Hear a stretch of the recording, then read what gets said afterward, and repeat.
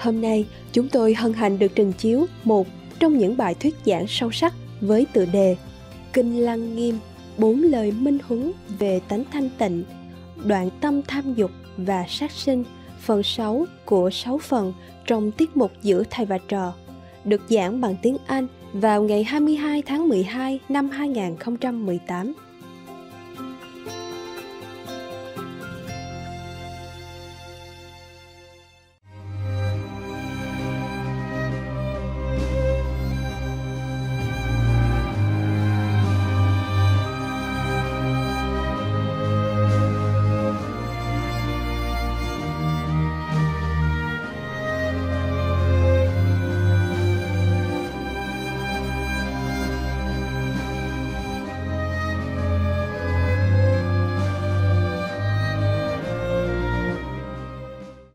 Ananda, the Buddha continues to talk to Ananda. Ananda, I permitted the bhikkhus, the monks, earlier days, to eat 5 kinds of pure meat. This meat is actually a transformation brought into being by my spiritual power. The Buddha manifested it, used his power to make the meat for these bhikkhus because they probably live in an area where the vegetable don't grow, or they are not used to it, or maybe they're sick or something, or nobody give them the vegetarian food, something like that. So the Buddha manifested some so-called meat to give to these bhikkhu, the monks, yeah? So it basically has no life force, fake meat, yeah? And nowadays they're also trying to make that. You Brahmins live in a climate so hot and humid, and on such sandy and rocky land that vegetables will not grow. I was right. The vegetable cannot grow there. So the Buddha manifested for his disciples, monks, to eat. Therefore, I have had to assist you with spiritual powers and compassion. Because of the magnitude of this kindness and compassion, what you eat that tastes like meat is merely said to be meat. In fact, however, it is not meat. See that? Same in the Bible. God has also manifested manna. Yeah, probably God at that time was manifested in a physical form as a master. In the Bible, God manifests manna for them to eat, and then one time, God so-called his disciple or believer of God also asked God mockingly. In the old time, it say that you manifest the manna to our ancestors to eat. Why don't you manifest meat for us? Yeah, and God did manifest meat. Rain down meat for them to eat. And after that, he destroyed them all. So in the Bible also say, meat for the belly, belly for the meat, but God shall destroy both meat and them. So both of these religion that I am acquainted with say the same thing, more or less. Except that the Buddha lived a very long life. He preached over 80 years, so he can tell many things that he knows. And even then he said, what I told you, he said to his disciple, what I told you is just some leaves in my hand compared to the forest. Yeah, of course, so many things he cannot explain in humans' language. I cannot show them in the mundane vision. How can the Buddha say everything? Except you yourself become Buddha and experience it yourself. Okay? So he said, what I told you is just a handful of leaves compared to the forest leaf. Whoa, imagine how little it is, yeah? And then we have so many sutras already. This is just one of them. It's just one of them, and so big like that. And what I tell you now is just a portion of it, a small portion. Understand? I select what's good for you only, it's not too many things, okay? All right, but if I have time, maybe I check out more, whatever, maybe good for you, okay? Or maybe the other sutra, like Lotus Sutra. Other sutra also very, very good. All the Buddhist sutra are very good. So he said, it tastes like meat, because of I manifested, but it's not real meat. It has no life force, no killing. That's it nowadays, like we eat vegetarian meat, vegan meat, huh? It tastes very good. The texture and all that look like maybe similar to hamburger, but it's not. There's no killing in it, no life force in it. Even the Buddha manifests, there's no life force of even vegetable. After my extinction, after Buddha's nirvana, after he passed from this world, after my nirvana or extinction, how can those who eat the flesh of living beings be called the disciples of Shakyamuni Buddha? He asked, he said, how can anybody? After he died already, nobody manifests the fake meat for them. So if anybody eat meat, they are not disciple of the Buddha. I told you before in some of my lectures that Buddha said that. It is here, okay? If you don't believe me, you go home and get the Surangama Sutra, page 163. You read it. So this is true, huh? What I said before, that the Buddha said this, said that, is true also. You should know, the Buddha continued, you should know that these people who eat meat may still gain some awareness and may seem to be in samadhi even. But they are all great rasasas, lower ghosts. Not even, diva in the heaven, not even diva in lower kingdom, not even asura. It's a rakshasa, low ghost. It's a magical power, man. When their retribution ends, they are bound to sink into the bitter sea of birth and death again. They are not disciples of the Buddha. Such people as these kill and eat one another in a never-ending cycle. How can such people transcend the triple realms? The triple realm is the Asura and the second world and the third world even. After you transcend the three worlds, then you can be forever liberated. The four levels, okay? Or you can say that they cannot transcend the three existence, like the hungry ghost and the hell and the vicious animals birth. Not all animal births are from the karma, okay? But some are. Whew. Okay, I am almost there. So many. Oh my God. I thought I can end, but there's another 2 pages. And that's not included my calendar talk. I don't know if you can sleep tonight. If we don't cut it off now. All right. Okay, tell me when you had it, then we all go sleep, okay? Then we can talk again tomorrow. We have 7 days, right?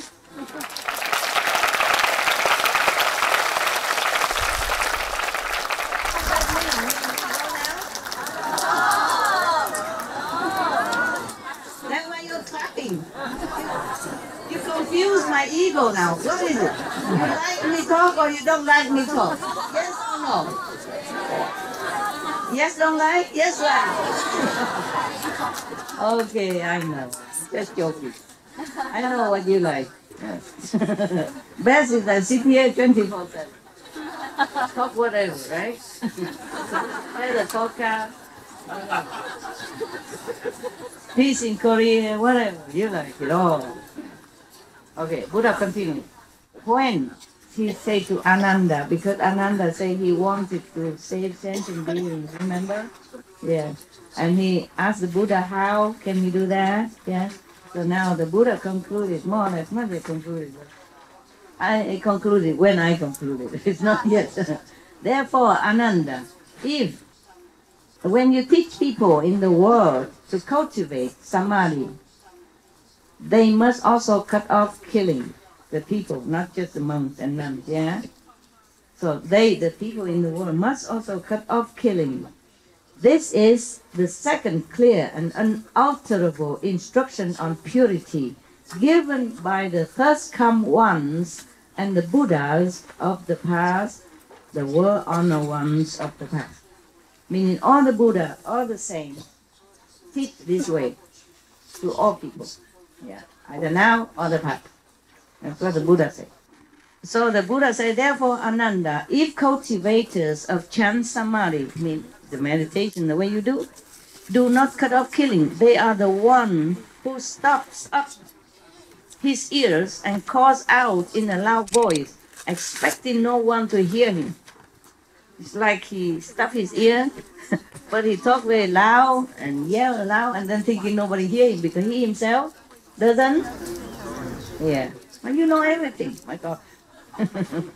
What for I'm talking? Huh? You come up here.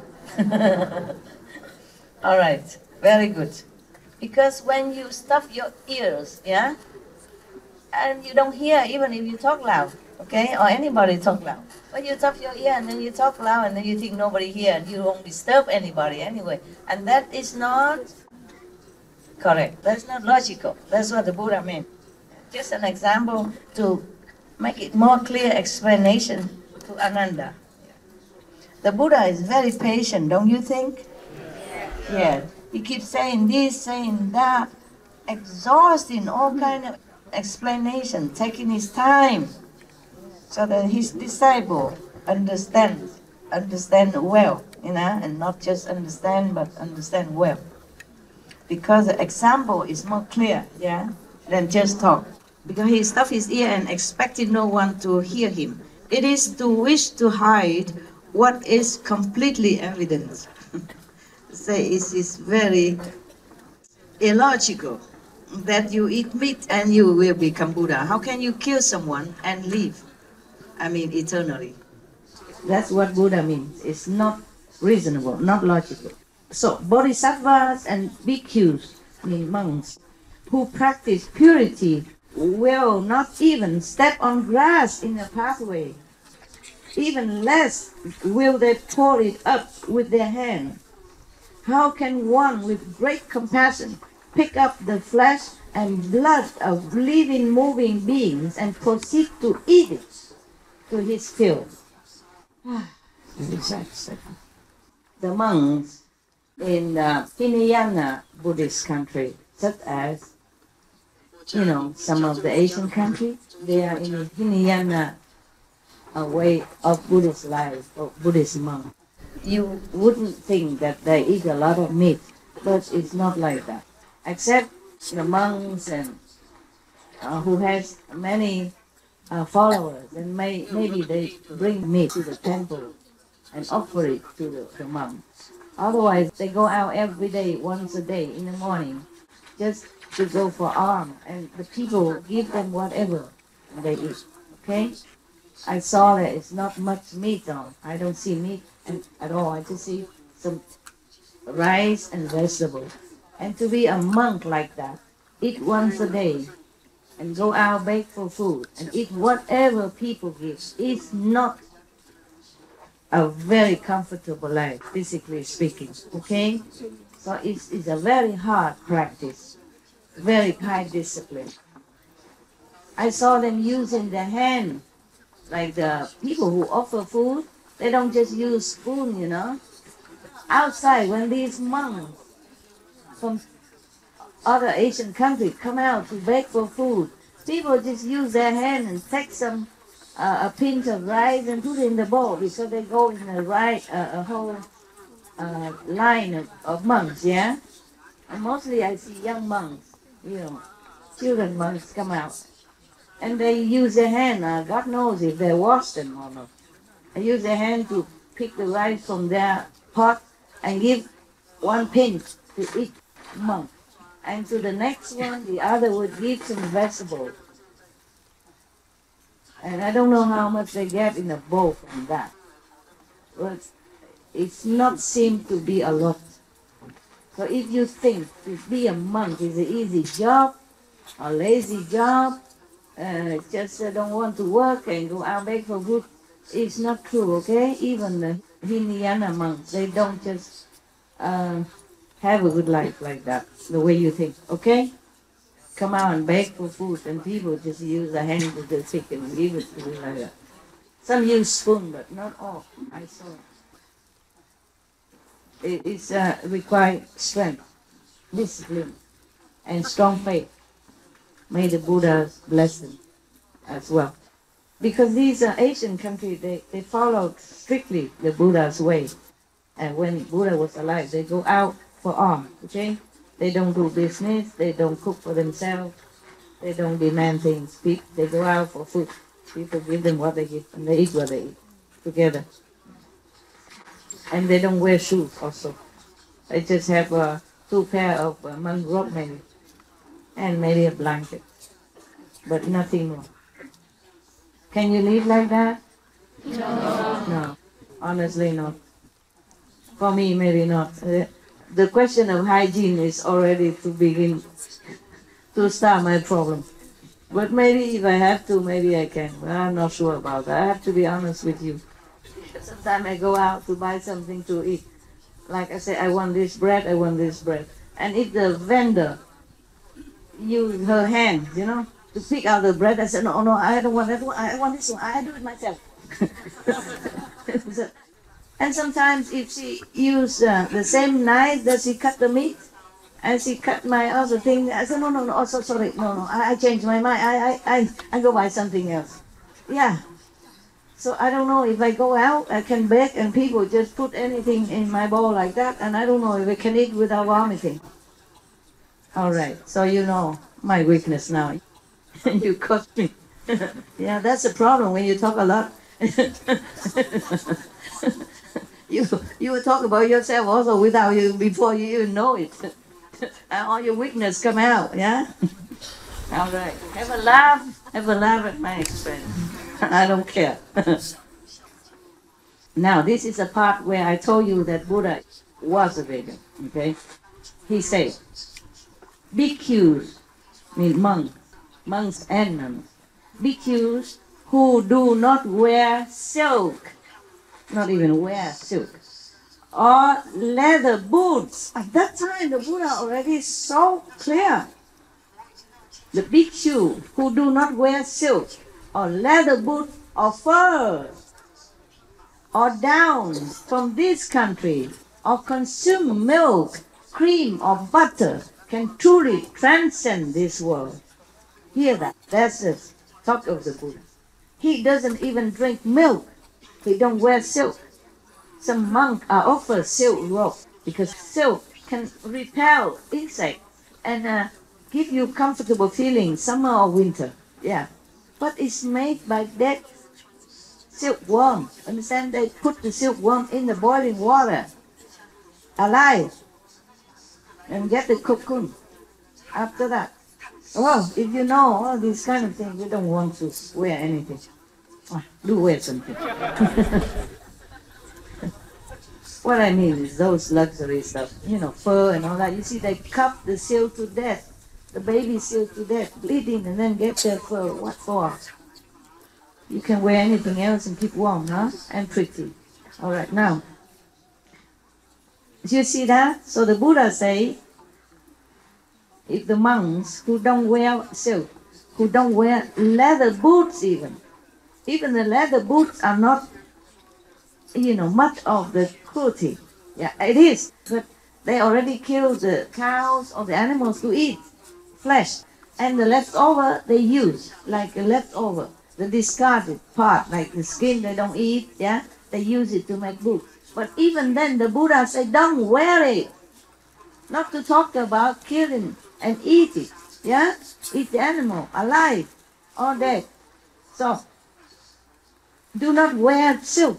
The bhikshu, he talked because this is all the monk that he was talking to, yeah? But even then, even a monk who already renounced all the comfort in the world, family, wife, kids, money, fame, profit, renounce it all already, yeah? Already have a lot of merit, virtues, and already gained a good teaching with the Buddha, staying with the living Buddha every day. Still he tell you, don't eat meat, don't wear silk even, don't wear leather boots, don't wear down, from the pluck, the feather from the birds, don't wear down from this country.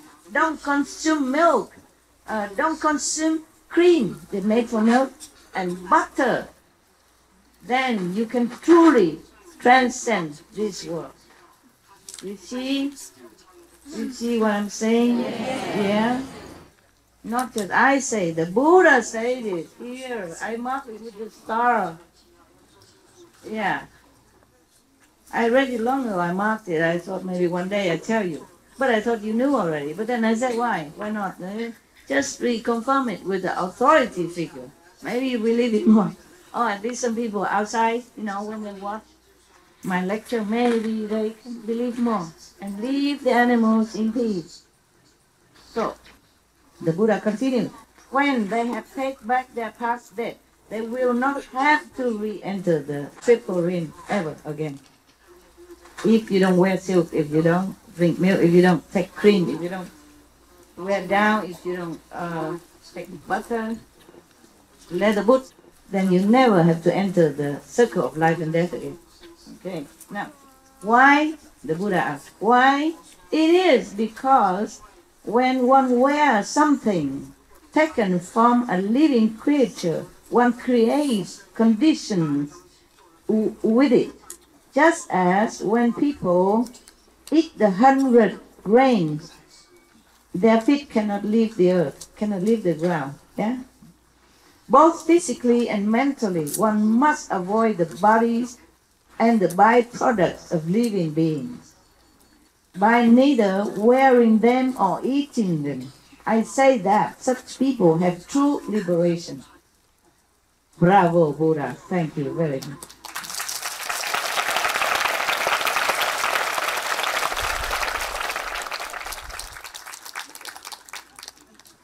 One minute to midnight. The Buddha said, what I have said here is the Buddha's teaching. He doesn't mean only his teaching, but he means the saints' teaching, the holy people's teaching, past and present, for him. So, when he said Buddha's teaching, he means general here, a third party. He doesn't mean himself, yeah? So, what I have said here is the Buddha's teaching. Any explanation counter to it is the teaching of papaya, mean the heretic, the non-believer, the evil. Okay, there are some more. Okay, we continue next time. Yeah. Okay. So that you can go rest. Okay.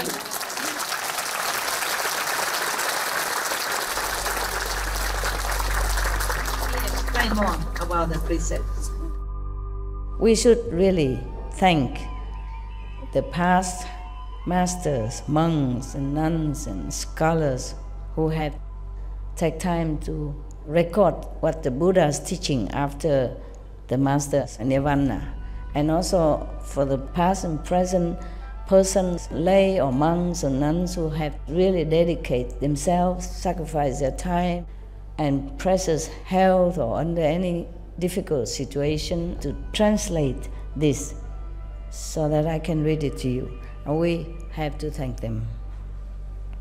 And may they be blessed forever by all the Buddhas, past, present, and future.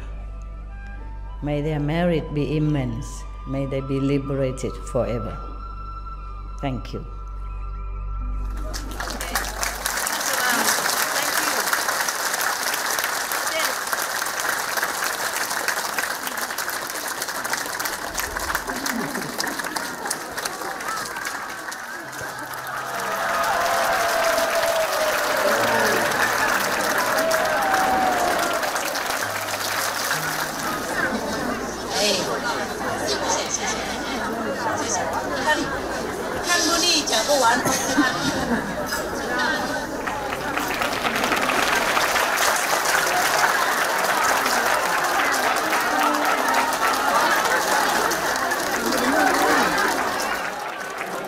Thank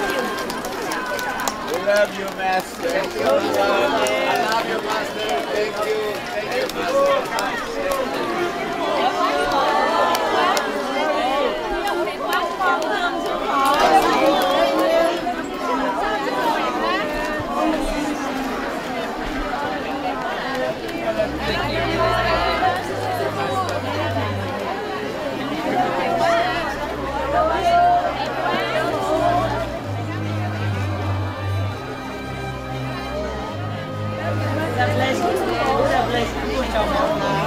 feels